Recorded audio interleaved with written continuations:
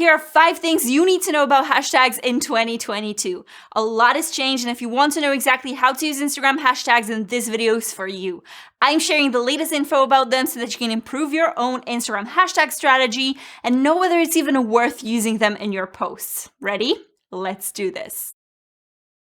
Hi my lovely people, it's Natalia and welcome back to my channel where I help you create better content and grow on social media. And there's one question that's being asked over and over and over again, and it's, are hashtags dead in 2022? My answer is no, for short TLDR, but there are some things you really need to know about them. As always, let's jump right on in. Point number 1, hashtags changed. Let's start with the absolute key point in this whole video. Hashtags are not what they used to be. A while back, hashtags were supposed to help us reach new people outside of our own following, and nowadays they're no longer this big source of reach. 1, because they mainly serve a slightly different function that was always there, by the way, and 2, because we now have much better ways to reach non-followers. Instead, the hashtags of today are primarily a way for the algorithm to recognize and properly categorize your content. They're also there to help with search results, and that's where Instagram is definitely going. I have a whole video coming up about Instagram SEO specifically, but you might have already noticed how the search functionality has improved dramatically on IG, and hashtags play a role in that too. Let me explain what this content categorization means. Imagine you post a carousel about a recent wedding photo shoot you've done and talk about it in your caption. When you include strategic, relevant hashtags in your caption, they can indicate to the algorithm what the post is about and potentially what audience this post should be shown to. And by the way, at this point, I should also mention that we should always include hashtags in our caption and not in the comment as some of us used to, myself included. It was absolutely fine to do it before. Your post would be listed under that specific hashtag, so it worked. But now, with the SEO component being so important, hashtags need to be included in the caption to facilitate search and allow for the content categorization. So no more first comment hashtags. When it comes to getting reach from hashtags, it absolutely is still possible, but with the era of Reels, I'd say the reach you get from hashtags is usually negligible. I still include them for both reasons because I still get some reach from hashtags, but I don't expect to gain traction because of them. I'd much rather focus on crafting a great reel or nurturing my audience through an educational carousel than crossing my fingers for a hashtag to rank. It's just not where the reach is at right now. Hashtags are also an important part of the Explore page because they let you be identified by the algorithm within a specific category. When you include hashtags in your captions, you have a chance of landing on the Explore page and therefore be discovered by a specific audience that's interested in a specific topic. Alright, I hope you understand now that hashtags are not dead on Instagram and they still definitely serve an important purpose. That being said, I wouldn't put too much pressure on yourself to find the perfect set and obsess over them because this is not where the success of your post is going to come from. Instead, what makes or breaks your content is its quality and your consistency on IG in general. So spend your time wisely, and instead of researching your hashtags for hours, make sure you understand your audience and create the best possible content for them. Point number 2, what hashtags to choose. In short, you have to choose relevant hashtags. Now, I know everyone throws it around, but what does it actually mean, right? A hashtag that's relevant means it's clearly showing what industry you're in, what niche you're targeting, and what the post is about. Going back to our wedding example, let's say you're a wedding photographer in London and you share a post about elopement photoshoot ideas. You can include a location-based hashtag like hashtag wedding photographer London and UK wedding photographer. A post-relevant hashtag like wedding photography ideas and elopement photography to indicate a niche, for example. And obviously this bit is going to be very individual and depend on your business or the type of creator you are. So it's important to do your own research and make sure you watch the whole video because I'll be sharing some of my tips on this and my favorite tool for hashtag research too. So to sum up this point, when you choose relevant hashtags, the algorithm knows exactly who you are, how to classify this post, and where to send it, so to speak. And let's talk about the sizes as well. Before, we would also worry about how big or small our hashtags should be. And I have to say, I still try to make sure I choose a variety in terms of the size just to diversify them. When you aim for super massive hashtags like hashtag travel or hashtag wedding, you're not really being that specific and it's too big of a hashtag to get get you any kind of ranking and help you land on the Explore page.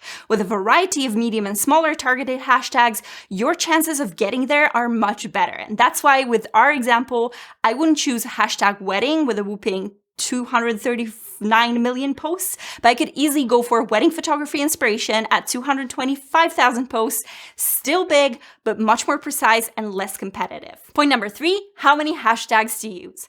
All right, now on to the contested notion of how many hashtags to use on Instagram.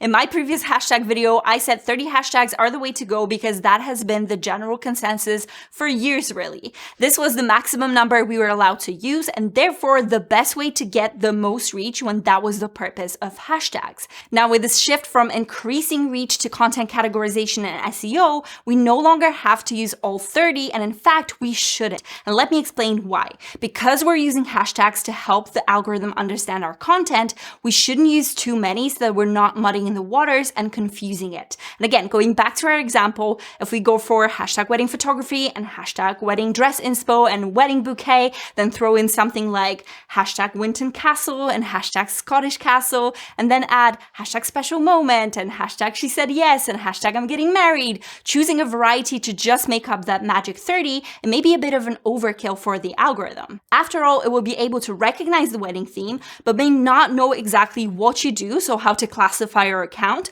may be confused about what the post is about because there are so many variables that we've given in the hashtags. And again, before it was fine. Now it seems like it's too much of a good thing. Now, a word on the numbers. Before, I addressed it in my previous video, and now to explain why I've not made the shift from 30 to 5 straight after the first rumor started circulating. I feel like in our industry, there are always plenty of people preaching this one right way to do things and often throwing around arbitrary numbers like you must use exactly 20 hashtags in your post to get results, which has always been a bit ridiculous. Let's keep it PG friendly here. But basically, it's like someone tests something on their account, it works best for them, so they share it as this magical hack that you have to use, which may not be the best way universally. For me, it's always causing a lot of confusion in the industry, and when the 2 to 5 hashtags rumor first started, I felt like I needed to wait until we get more official info and test it out myself. Besides, I was in the very early stages of growth on IG and I figured more is more. And let me tell you, it was working for me and many others back then, so why change? Now we have much more clarity in terms of where this information came from and it's actually official. In terms of who I really listen to when it comes to important Instagram updates or new features being rolled out, it's always going to be A, the creator's account on Instagram, or B, the head of Instagram himself, Adam Mosseri. And if I'm to be completely honest, I usually reserve my judgments until I hear directly from him. That's what made me feel confident that this info was actually real. So onto the updated advice coming straight from both Mosseri and creators, we're officially supposed to use less hashtags now. In this post right here, creators say we should use 3 to 5 hashtags under our posts, and Mosseri said in his recent video that we shouldn't use too many hashtags and instead only use a couple, so that's what I would recommend you do. Point number 4, the use these hashtags pitfall. There's another point that I want to quickly address here because I get a message about it from time to time and I think it's important to talk about. You've probably seen posts with lists of hashtags that you should definitely use in different niches to get results or get more reach. You'll usually get like a bunch of hashtags to use under your posts. And now don't get me wrong, it's not like all of these hashtags are wrong and you shouldn't use them. But one thing to remember is that just because something worked for one person doesn't mean it's going to be the same for another. There are different niches, different audiences, and so many different variables that make a post perform well or not. So be wary of taking your hashtags straight from those lists and hoping that this is going to land you on the Explore page or make your post do better. Point number 5, research your hashtags.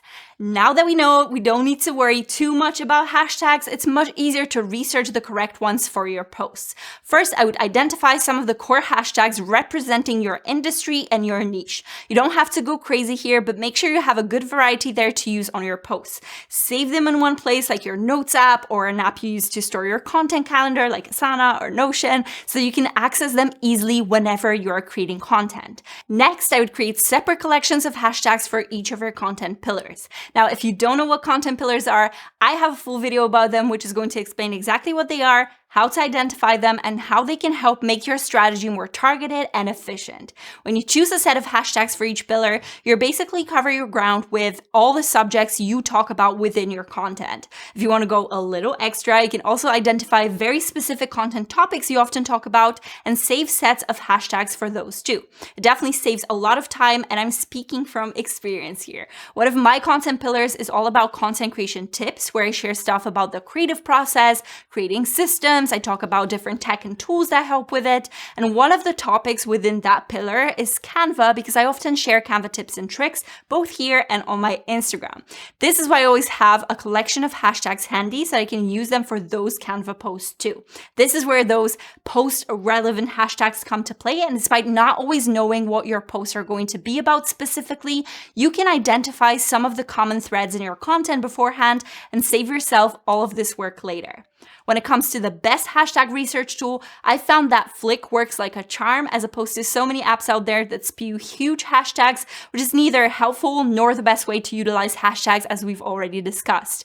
It effectively analyzes hashtags, giving you a general ranking for them based on all the different factors like their size, the engagement, and the competitiveness, but it also lets you refine your search by filtering them and shows you analytics to inform you what works best for you and what doesn't. Besides, they've just come out with a scheduling feature where you can upload your reels or carousels to be automatically posted for you, so I highly recommend this tool. This is not sponsored at all. I've used Flick for a long time now, but I have recently become an affiliate, so an FYI. Do you still use hashtags, or have you given up on them completely? I'd love to hear what your experience is in the comment section down below. And if you really want to increase your reach and improve the quality of your content, you need to start with a strong content marketing strategy. And I'm confident this video right here is going to help you build it. There's a free template included, so go watch it now. Hit that like button if you've enjoyed the video, subscribe for more content tips like this, and I can't wait to see you next time.